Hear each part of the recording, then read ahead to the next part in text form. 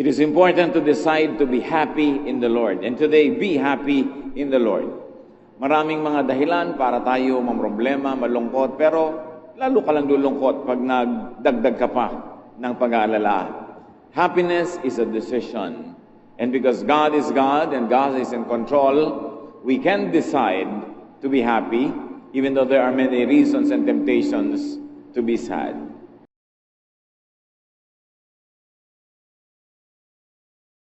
Acts 10:14 to 15, Peter said, "Lord, I can't do that.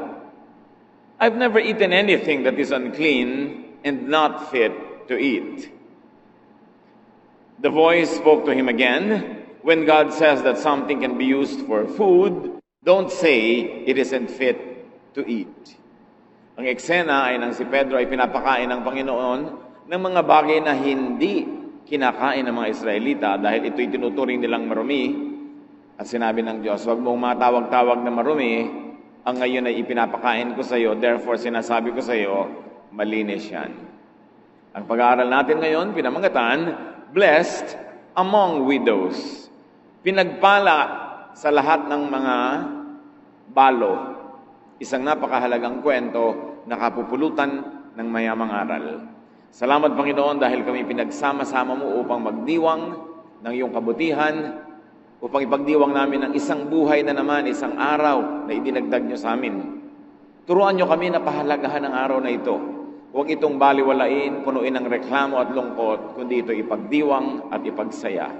At ngayon, dalangin namin, kausapin niyo po kami ng isang simpleng mensaheng makapagpapatibay na aming pananalig at makapagpapasaya sa aming buhay.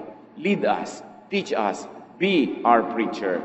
In the name of Jesus Christ, your Son, our Lord, our friend, we pray with thanksgiving. Unang Hari, 17, 1-15. Si Elias ay isang propetang taga-Tisbe sa Gilead. Sinabi niya kay Ahab, "Saksi si Yahweh, ang buhay na Diyos ng Israel na aking pinaglilingkuran, hindi uulan, ni hindi magkakahamog sa mga darating na taon hanggat di ko sinasabi." Pagkatapos sinabi ni Yahweh kay Elias, "Umalis ka rito at magtago ka sa batis ng Karit sa silangan ng Jordan. Maiinom mo ang tubig sa batis ng Karit at may inutusan ako mga uwak na maghahatid sa iyo ng pagkain." Sinunod nga ni Elias ang sinabi ni Yahweh. Lumakad siya at nanirahan sa may batis ng Karit sa silangan ng Jordan. Umaga't hapon, may mga uwak na nagdadala sa kanya ng pagkain at sa batis naman siya umiinom. Ngunit dumating ang panahon na natuyo na rin ang batis. Kaya sinabi sa kanya ni Yahweh, "Umalis ka rito, pumunta ka sa Sarepta, sa lupain ng Sidon. May inutusan akong isang biyuda na magpapakain sa iyo roon." Pumunta nga siya roon at nang papasok na siya sa pintuan ng lungsod, nakita niya ang biyuda na namumulot ng panggatong. Sinabi niya sa babae, "Maaari po bang makiinom?"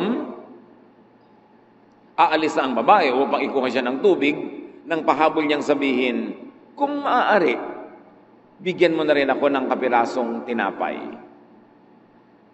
Sumagot ang babae, "Saksi si Yahweh ang inyong buhay na Diyos na wala na kaming tinapay. Mayroon pa kaming kaunting harina at ilang patak ng langis. Namumulot nga ako ng panggatong upang lutuin iyon at makakain man lang kami ng anak ko bago kami mamatay." Sinabi sa kanya ni Elias, "Huwag ka mag-alala. Pumunta ka na at gawin mo ang iyong sinabi, ngunit ipagluto mo muna ako ng isang maliit na tinapay at pagkatapos magluto ka ng para sa inyo. Sapagkat ganito ang sabi ni Yahweh, Diyos ng Israel, hindi ninyo mauubos ang harina sa lalagyan at hindi rin matutuyo ang langis sa tapayan hanggat hindi sumapit ang takdang araw na papatakin ng Yahweh ang ulan." Ginawa nga ng babae ang utos ni Elias at hindi naubos ang pagkain ni Elias at ng mag-ina sa loob ng maraming araw. Isang kagilagilalas na kwento na patuloy pa rin at maaaring maganap sa buhay natin ngayon. Isa-isahin natin at pulutan ng mga aral na maia-apply sa buhay natin ngayon. 1 Kings 17, 8-9. The Lord told Elijah, "Go to the town of Zarephath in Sidon and live there. I've told the widow in the town to give you food." Nabasa na natin ang unang kabanata ng kasaysayang ito. Si Elijah ay pinaalis ng Diyos doon sa kabayanan sapagkat ilang taon nang hindi umuulan. Walang ani, walang pagkain, walang tubig. Namamatay ang tao sa gutom. At sabi ng Diyos kay Elijah, pumunta ka doon sa batis ng karit, sa isang liblib na puok, yun ang iinumin mong tubig, at may mga inutusan ako mga uwak na magdadala sa iyo ng pagkain. Alam niyo ang mga uwak, paano sila nagkakaroon ng pagkain? Bigla-bigla na lang silang lumulusob sa mga pagkain, mga nakahain ng mga pindang, ng mga daing, mga pagkain ng mga tao, ninanakaw nila actually. Kaya ang mga uwak ay considered na unclean bird. Hindi kailanman kakainin ng mga Israelita ang anumang bagay na may kinalaman sa mga uwak, lalo't mga uwak ang nagdala. Pero sabi ng Diyos kay Elias, may mga inutusan akong uwak na araw-araw dadalhan ka ng pagkain. So God blessed Elijah through unclean birds. God now would bless Elijah through a foreigner, a non-Jew, and a widow at that. Dalawang panggagalingan ng pagpapala ng Diyos na sa karaniwang pag-iisip ay hindi aasahan na pwedeng gamitin ng Diyos at hindi tatanggapan ng mga relihiyosong Israelita dahil mga unclean o kaya ay foreigner, tapos balo pa. Na pagka sinabing balo nung unang panahon, 99%, ibig sabihin mahirap. Kasi bihira namang balo ang merong kayamanang minamana o kaya ay may sariling negosyo o hanap buhay. Kaya pag sinabing balo, karamihan din gutom, mahirap, salat sa mga pangangailangan. Dalawang pagmumulan ng pagpapala na sa karaniwang pag-iisip ay hindi gagamitin ng Diyos sa tingin ng mga relihiyoso. Pero Diyos mismo ang nagsasabi, meron naman akong bagong supplier para sa iyo, isang mahirap na balo. 1 Kings 17, 10-11. When Elijah came near the town gate of Zarephath, he saw a widow gathering sticks for a fire. "Would you please bring me a cup of water?" he asked. As she left to get it, he asked, "Would you also please give me a piece of bread?" Namumulot ng mga tuyong kahoy ang babaeng ito upang gawing panggatong, fuel para siya gumawa ng apoy at makapagluto ng last meal nilang mag-ina. So may imagine natin sigurong tuyong-tuyo ang kanyang balat, nakakapit na sa buto ang kanyang balat dahil wala na siyang taba at wala siyang laman. At ngayon ay para siyang kalansay na namumulot ng mga tuyong kahoy sa isang kalansay na landscape dahil walang buhay na halaman. Nakakalungkot. At lumapit sa kanya ang propeta at sinabi, "Bigyan mo nga ako ng tubig."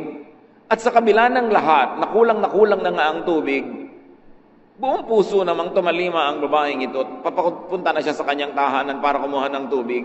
Nang biglang sabi nitong si Elijah, siya nga pala, pakidagdagan mo na rin ng tinapay, ha?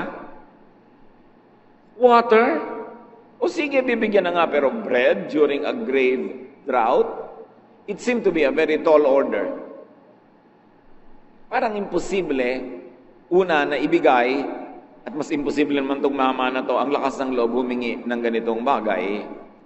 Pero alam na natin na inutusan ng Diyos ang babaeng ito. Hindi natin alam kung paano niya nalaman ang utos ng Diyos.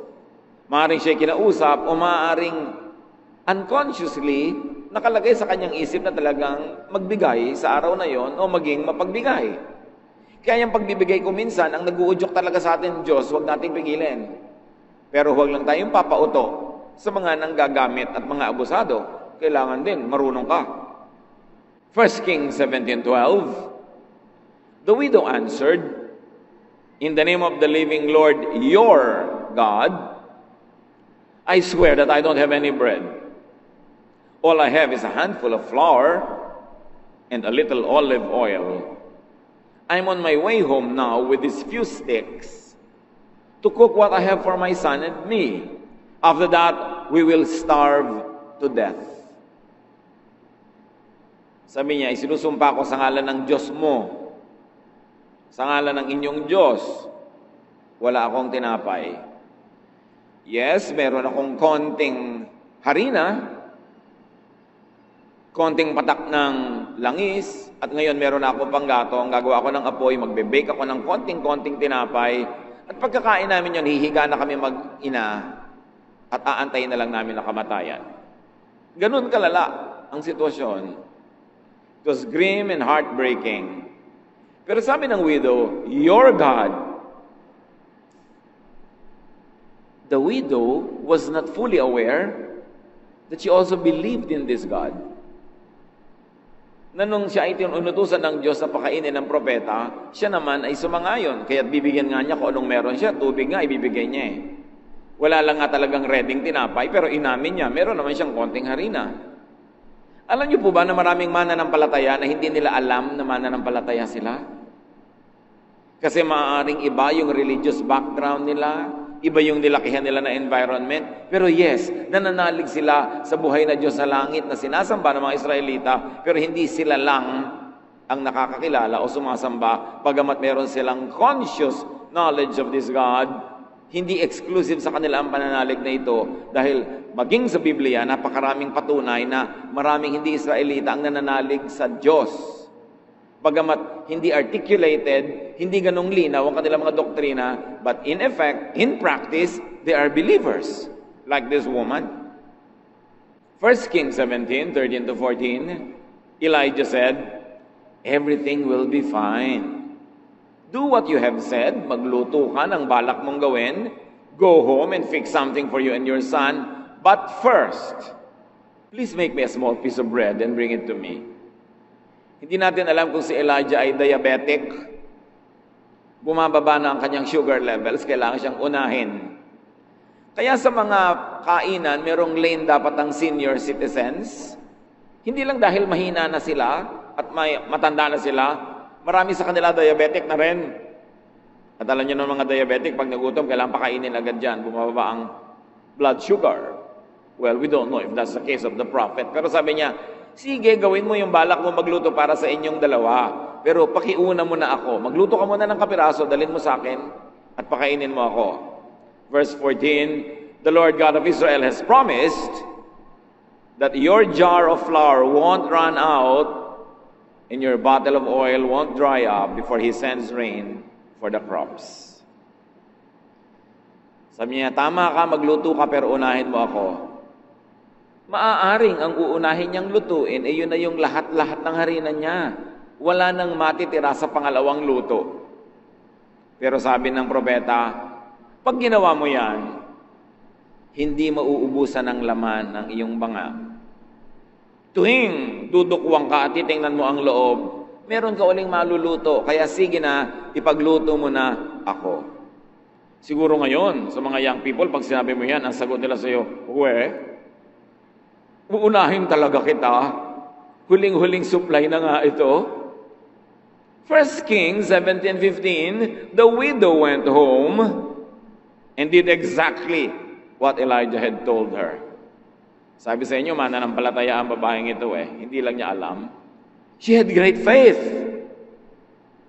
She was a believer, better than most people, na yung pananalig nila ay nakadoktrina, nakakwadro, nakasulat, nakadikit sa refrigerator, pero hindi naman ginagawa sa totoong buhay.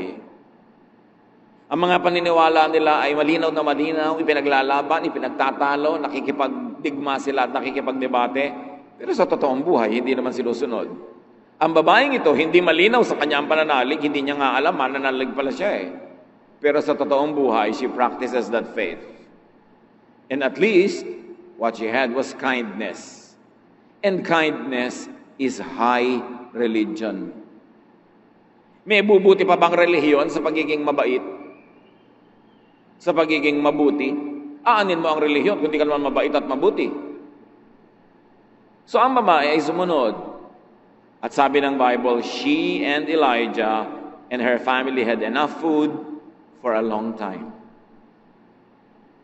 Dahil sinunod niya ang utos sa kanya ng Diyos, sinunod niya ang sabi ng alagad ng Diyos, she practiced that faith which was not articulated by doctrine, but nevertheless was articulated by her deeds, and you will know a tree by its fruits, sabi ni Jesus.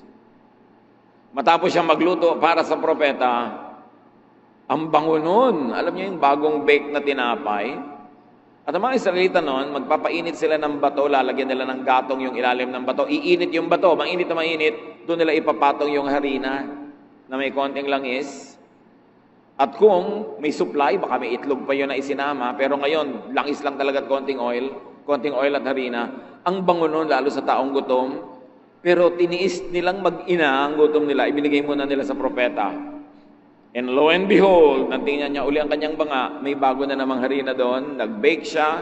At araw-araw, sa tinagal-tagal ng panahon, bago umulan at tumubuli ang mga halaman at makarecover ang ekonomiya, yun ang naging pagkain nila. Kung ipinagkait niya, kung nakinig siya sa word, at naging selfish siya, meron siguro silang nakaing last meal, pero yes, last na talaga. So she was blessed among so many widows. Maraming aral. At natitiyak ko ngayon pa lang na process na ng marami sa ating kanong aral sa ating personal na buhay. Pero dagdagan pa natin. More blessings could await those who help God's chosen servants. That's what the story says. Mark 9:41, sabi ni Jesus, anyone who gives you a cup of water in my name, just because you belong to me, will surely be rewarded. Sino man daw na mag-aabot kahit man lang isang basong tubig sa kanyang mga alagad, dahil mga alagad sila, dahil naglilingkod sila sa Diyos, dahil instrumento sila ng Diyos, tiyak na magagantimpalaan. Ang babaeng ito, hindi lang tubig, pati yung huling tinapay, ibinigay pa niya. Kaya kutakot-takot na tinapay ang naging kapalit. Isang aral is that more blessings could await those who help others, even though they themselves are also needy. Ang pagbibigay sa kapwa sa panahon ng sagana ay maganda. Pero hindi ka hanga-hanga kasi sagana naman eh. Pero ang pagbibigay sa kapwa sa panahon ng pangangailangan, ng kagipitan, ng kasalatan, dakilang pananalig. Pananalig sa ano? Pananalig kanino? Pananalig sa Diyos. Na pag gumagawa ka ng mabuti, kahit sa panahong nangangailangan ka, nakikita yun ng Diyos, at Diyos ang siya magpapalit ng iyong mga ibinibigay, Diyos ang siya magbibigay naman sa iyo. Because you cannot give what you never received at first. Ano man ang ating ibinibigay ay natanggap na muna natin mula sa Diyos. Kasi kung hindi ka binigyan ng Diyos, anong ibibigay mo? You were born into the world with nothing. And you will go out of this world with nothing. Wala namang ipinanganak na may dala ng ari-arian, kayamanan, etc.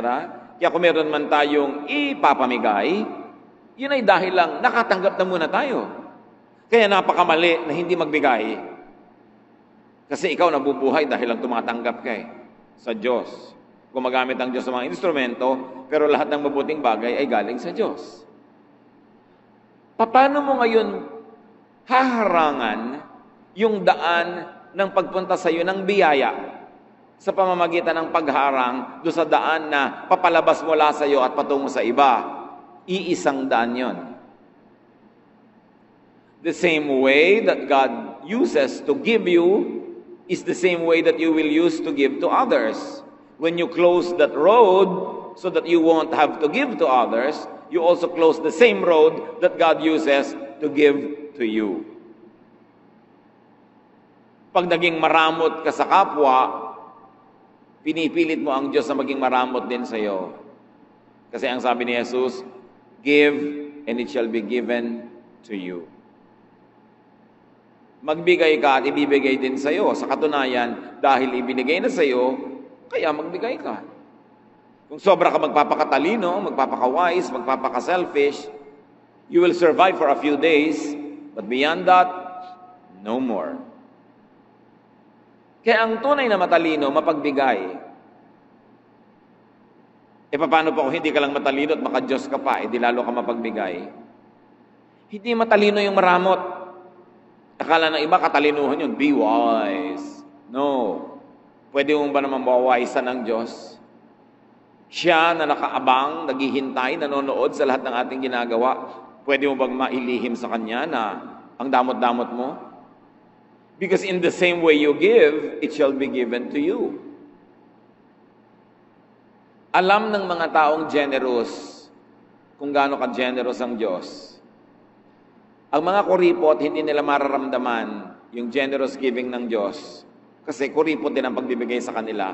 Hindi ba kayo nakakahalata? Yung mga kuripot, yung mga hindi mapagbigay, yung mga mararamot, habang buhay nagtitipid.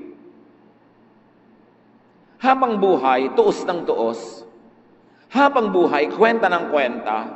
Habang buhay, tiis ng tiis. Kasi yun ang style nila. Pag tinitiis mo ang iyong kapwa, titiisin ka rin ng langit.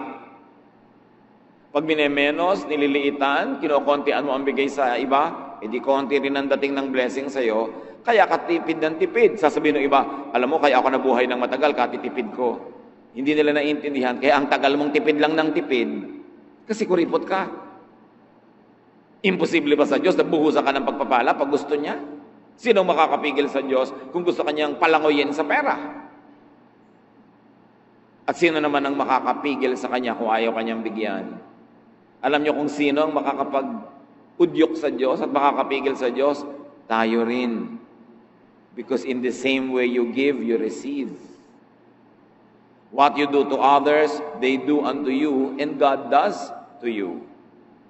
Ang tunay na matalino, mapagbigay. Kasi ang pagbibigay ay pagtatanim. At ang pagtatanim ay pag-ani.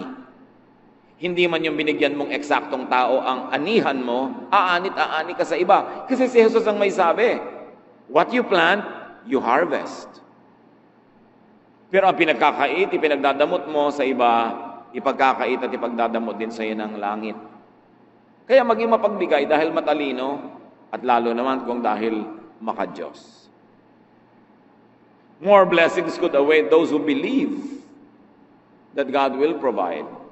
Alam niyo yung karamutan, ibig sabihin nun, hindi ka masyadong naniniwala that God can provide for your needs.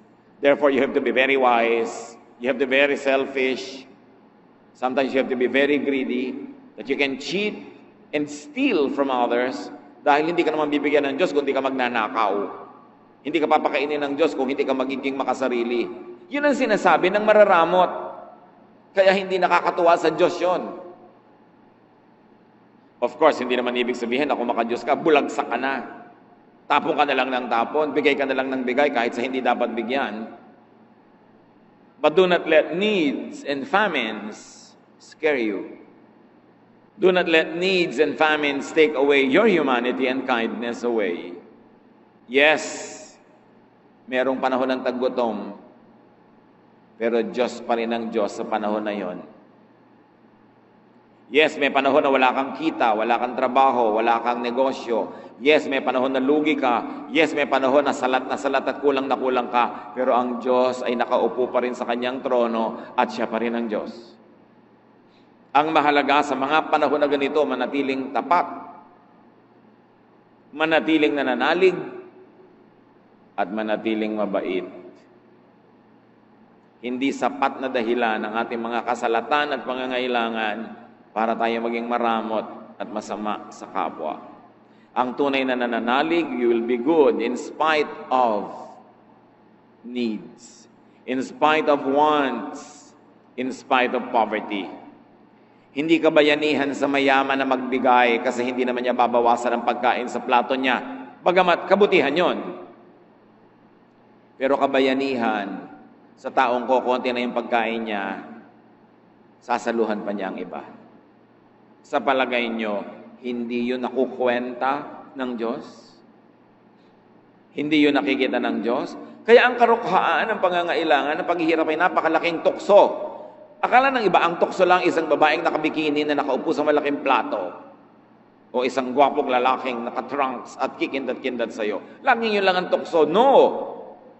Ang kahirapan ay kasalatan ay napakalaking tukso na maging maramot. Na maging makasarili. Tukso rin yun. At yung pagyaman, malaki ring tukso. Kasi yung yumayaman, lalong gustong yumaman. Kaya napapansin nyo, mas yumayaman, marami, mas kumukuripot pa. Kasi tuwang-tuwa siyang dumadami yung iniipon niya, nagiging Diyos na niya yon. Tukso rin yon. Maraming tukso.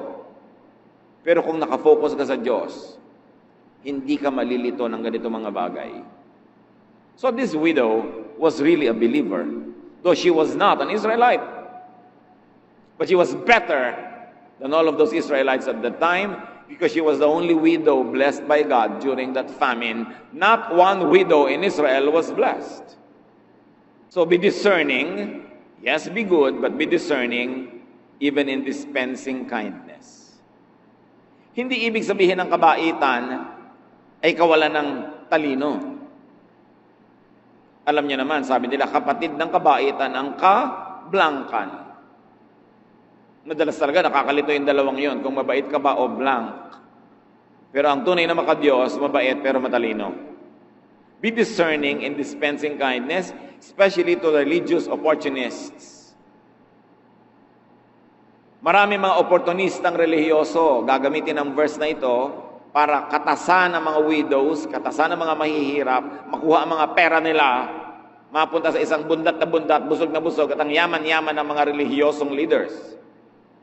So matalino ka rin, and be discerning, especially in entrusting scarce resources to others. Konti na nga yung resources mo, yes, nagbigay yung babae, pero hindi kahit kanino na lang, ibinigay naman niya dun sa propeta na sinabi ng Diyos ay bigyan niya. Matthew 10:16, sabi ni Jesus, be as wise as snakes and as innocent as doves. So kailangan wise ka kung mananampalataya ka, hindi ka blank. Hindi ko mo mananampalataya ka, blank ka na. Dapat matalino ka. Kailangan nag-iisip ka, hindi ka basta bigay ng bigay. Pinag-iisipan, ipinapanalangin. Pero ayon sa udyok ng Espiritong Banal, we become generous. Belief in God is not limited to those with religious awareness. Nakita nyo yon? Wala namang masyadong sinabing religious awareness ang babaeng ito. Pero ang pananalig niya, platinum. Kasi nakikita sa gawa. Ang tunay na pananalig ay nakikita sa gawa, hindi sa salita, hindi sa doktrina, hindi sa laki o version ng Biblia na hawak mo, kundi sa gawa. Kaya maraming mga tao hindi relihiyoso sa biglang tingin, pero mas spiritual pa kaysa sa mga relihiyoso dahil sa gawa. By their deeds you will know them, sabi sa Bible. By their fruits you will know them if they are children of God. And apparently, very clearly in this story at least, and in many more other stories, God's blessing is not limited to Israel or to Israelites. God's blessing is not limited to certain persons or groups of persons. Walang limitasyon kung sino ang pwedeng pagpalain ng Diyos. Hindi garantisado na pag relihiyoso ka, blessed ka na. At meron naman mga hindi relihiyoso na be-bless. Luke 4:25-28, sabi mismo ni Jesus, isa sa mga konting kwento sa Old Testament na kinote ni Jesus, once during the time of Elijah, there was no rain for 3.5 years. And people everywhere were starving. There were many widows in Israel, but Elijah was sent only to a widow in the town of Zarephath near the city of Sidon.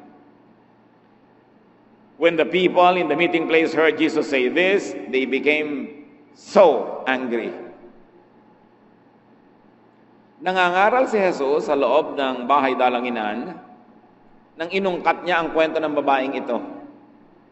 Sabi niya, alam niyo noong unang panahon, 3 kalahating taong walang ulan, Anong klaseng El Nino yan? Ang tagal.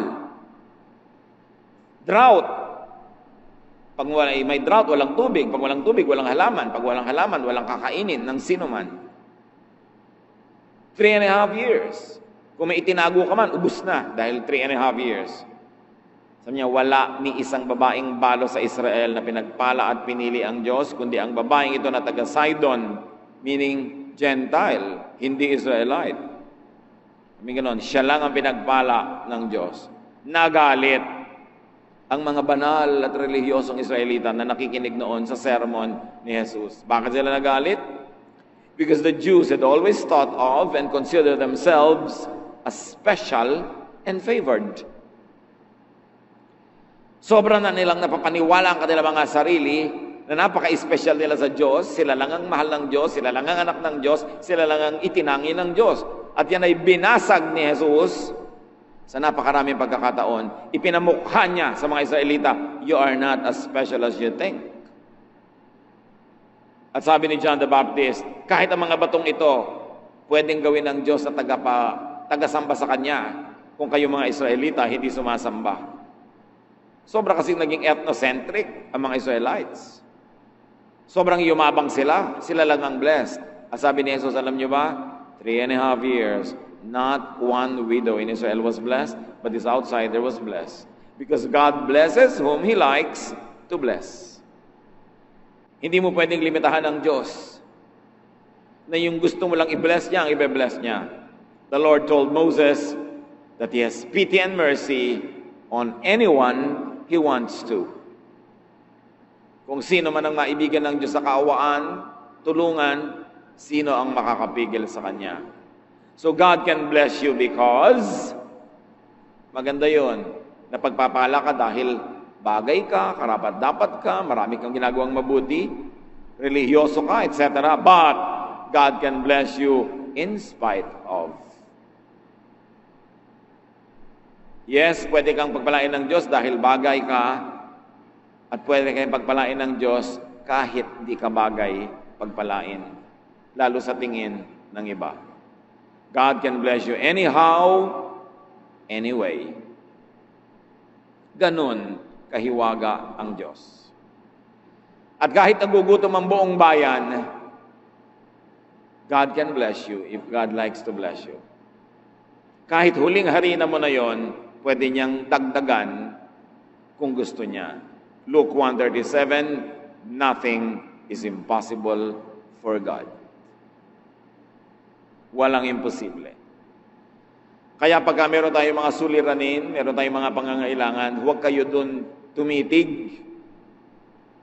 Ang titigan nyo yung Diyos na kayang lutasin ng ating mga suliranin.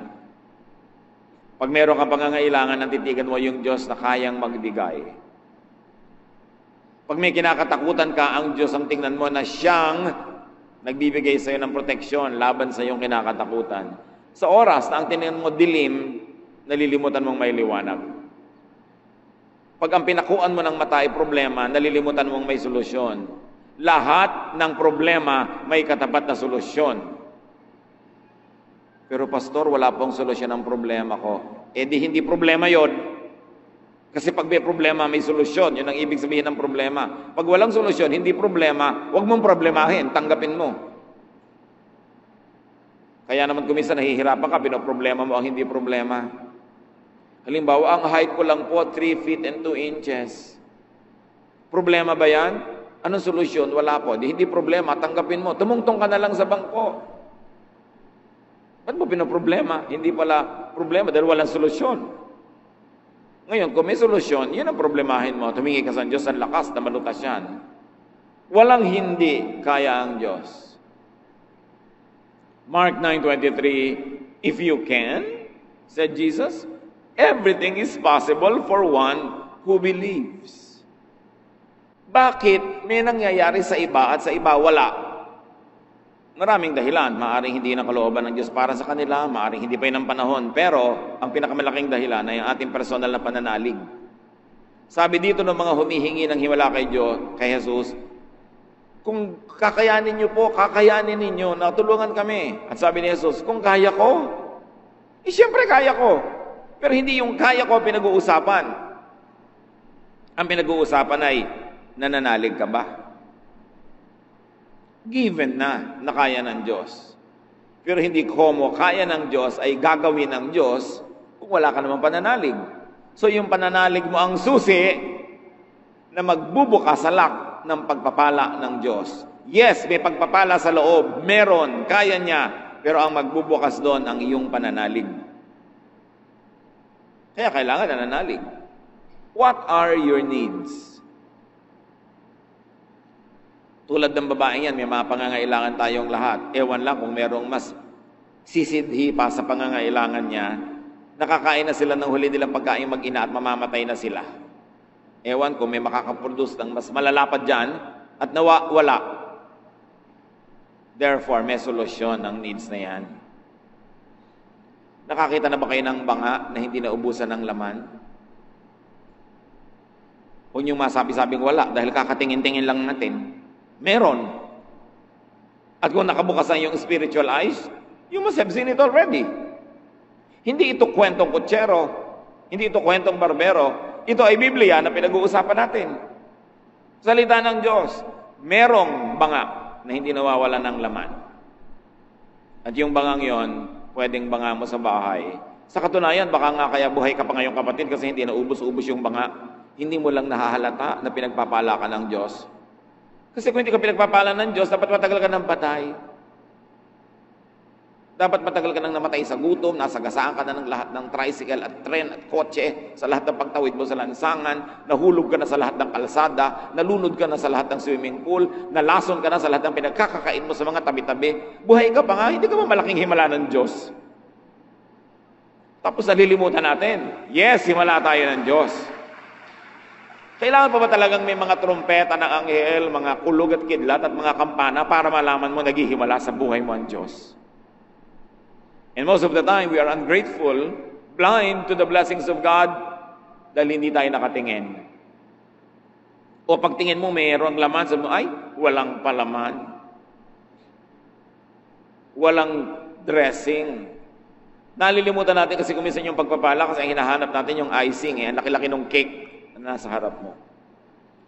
Nandito pa tayong lahat dahil katulad tayo ng babaeng ito. Up to this moment, at the very least, hindi na ubusan ang banga nyo. Kahit mga kuminsan napakaburara natin, napakapabaya, kuminsan hindi maingat, pero ayan, buhay pa rin tayong lahat. God can bless you. And remember this, God can bless you even through ravens. Kahit unconventional at unclean, maruruming mga uwak, ginamit ng Diyos para kahit panandalian, buhayin yung kanyang anak na walang makain. So, hindi na kailangan magselan-selan ka, lalo sa panahon ng pangangailangan. Nauunawaan niya ng Diyos at may ganap at sapat na mga halimbawa sa Biblia. Ang Diyos nga nagsalita sa pamamagitan ng isang donkey. Pinagpala ng Diyos ang mga spies ng Israel through a prostitute, Rahab. Marami mga relihiyoso ngayon, mas maselan pa doon sa mga karakter sa Bible na pinagpala talaga ng Diyos. Meron pa, walang katrabaho sa buhay, tapos may nag-alok, kaya lang may trabaho pag linggo. Ayaw payagan ng kanyang religious leader na magtrabaho dahil linggo kailangan nasa church. Namamatay ka na nga sa gutom, hindi ka pa tatanggap ng trabaho, di magsimba ka pag Miyerkules, pag Huwebes, pag Sabado. Tatanggihan mo yon. Meron pa nga nagtatanong, paano po yan? Nagtatrabaho po ako sa ganito, ganun. Nasabi po ng leader namin, hindi daw banal yung pabrika na yon, hindi daw banal yung trabaho na yun. May iba ka bang choice ngayon? Wala nga po. Di binibigay sa'yo ng Diyos yan para ka mabuhay kahit panandali. Di maghanap ka ng iba. Pero habang hindi ka nakakahanap, ang gusto mo, magpakamatay ka sa gutom. Patayin mo mga anak mong nakaasa sa'yo dahil ang banal-banal mo. Itong ang propeta, pinakain through these ravens. And this prophet, a man, was fed by a widow. Meron bang imposible sa Diyos kung gusto kanyang pagpalain? Kaya sabi ni Pedro, hindi po ako makakakain ng mga yan, marumi. At sabi ng Diyos, wag mong matatawag na marumi ang ipinapakain ko sa iyo. Ako ang nagpapakain. The earth is the Lord's and everything in it. And no one can and should stop God to bless you. Kahit yung pagiging maselan mo na may relihiyoso, meron kang dapat tanggapin, lalo sa oras ng kagipitan, at tanggapin mo yon na nanggagaling sa amang umuunawa at nagmamahal sa iyo. Galit na galit ang mga Bible-based Christians sa mga puon-puonan, sa mga idols, sa mga Diyos-Diyosan. Pero yun ay yun lang mga Diyos-Diyosan na rebultong kahoy, or chalk, or calendar, o picture. Pero maraming born-again Christians, evangelical Christians, pero ding puon-puonan at mga imahen. Ano yon? Mga doktrina tungkol sa Diyos na hindi tumpak. A misrepresentation of God through very narrow doctrines is also an idol. Because the definition of an idol is a misrepresentation of God. So when you misrepresent God, make God angrier than He is, make God look more strict than He is, you are actually creating an idol and you are worshiping an idol. Parehong bawal lang yun. Isang galit na galit ka sa rebultong kahoy, rebultong bato, pero may rebulto ka wala sa utak mo, doktrina tungkol sa Diyos na mali. Baluktot, salungat, sa tunay na imahe ng Diyos na mabait, mabuti, maunawain, mapagpatawad. So, you could be blessed by God even through an unlikely source. May nagtatanong pa, paano po pag may nag-donate ng tithe ng napanalunan niya sa loto, tatanggapin niyo po ba? Sabi ko, aba, yes, dalian. Galing po sa loto. Galing po sa kanino lahat ang pera sa mundo? Ibig mo sabihin, examining ko pa ang lahat ng nagtatithe dito? Nasa Diyos yun at nasa nagbibigay. At kung galing man sa hindi maganda, dahil ibinigay niya sa maganda, di gumanda. Hindi ba galing din tayo sa dilim, hinugod sa dilim? Galing din tayo sa hindi maganda? Pero dahil sa Panginoon, gumanda ang situation natin. Lahat napapaganda ayon sa puso at ayon sa layunin. Huwag sobrang maselan. Wala nang ang trabaho, magbibitiw pa sa trabaho dahil sa religious arte. Lalo kung may pananagutan ka, may mga pakainin ka sa buhay mo, tanggapin mo yan bilang pagpapala sa Diyos. At kung hindi ka masyadong komportable, di maghanap ka ng iba. Pero habang wala pa, bakit ka naman tatalon from the frying pan to the fire? Na nasa banig, lilipat sa sahig, sabi ng matatanda. Don't be so squeamish. Minsan, mas baselan pa tayo sa Diyos. Mas banal pa tayo sa Diyos. Kasi meron tayong mga paniniwalang hindi naman totoo dahil nahuhubog ang paniniwala natin sa Diyos through doctrinal idolatry. Idols din yun. Dapat din yung basagin. Dapat ipakilala ang Diyos kung sino talaga siya at kung paano siya nagpakilala sa Biblia. Hindi lang siya isang snapshot. Yes, there were moments when God was strict. There were moments when God was angry, but those were just snapshots. Parang snapshot ng balance nyo sa bangko. Hindi ko may laman yun. Nung nag-apply kayo ng visa, ibig sabihin may laman pa yun ngayon. Di ba? Naiiba-iba rin yun. Maraming snapshots ang Diyos. Hindi siya pwedeng ikulong sa isang snapshot lang. Dapat malawak ang pagtingin mo sa Kanya kasing lawak ng presentation ng buong Biblia sa Kanya. Don't limit God. So do not focus on your needs, but focus on the giver, the Lord. So are you needy? Anong mga pangangailangan ninyo? Anong mga kalungkutan ninyo? Anong mga kasalatan? Hindi yan excuse para maging masama. Hindi yan excuse para maging masungit. Hindi yan excuse para maging maramot. Lahat tayo may hinihilang buntot. May mga pabigat sa buhay, pero hindi excuse yun para ilabas mo yung sungay. Mas may hinihila kang bigat, mas gumaganda pagka kagandahang loob, kagandahang asal ang ating ipinapakita. Kahit na mga problema ka, pwede kang ngumiti. Kasi ang pagsimangot naman, hindi masosolve yung problema mo eh. So huwag tayong pabigat sa sobrang dami ng mga issues. Huwag nating lilimutin ng Diyos kasi siya ang laging tumutulong sa atin. At kaya niya tayong tulungan kung iibigin niya. Yung puso natin ang ilagay natin sa tama. Makinig tayo sa udyok ng Espiritong Banal. Huwag tayong matakot sa famine. This widow survived it. And there's no reason why anybody cannot, basta tayo kakasihan ng Diyos at pagkakalooban niya ng pagpapala. So sa Kanya tayo umasa, sa Kanya tayo manalig, at yung turo niya ang ating sundin.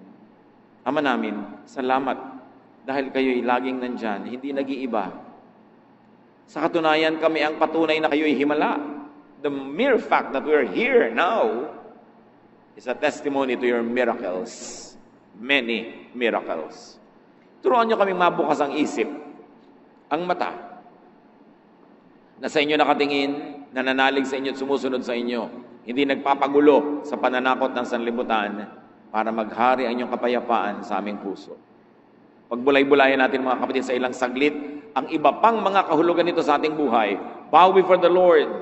Be at peace with the Lord. Close your eyes if it helps you to focus, and thank God for the many ways that He had made miracles to bring you today here. And He will bring you tomorrow to where you should be, because God is the same yesterday, today, and tomorrow.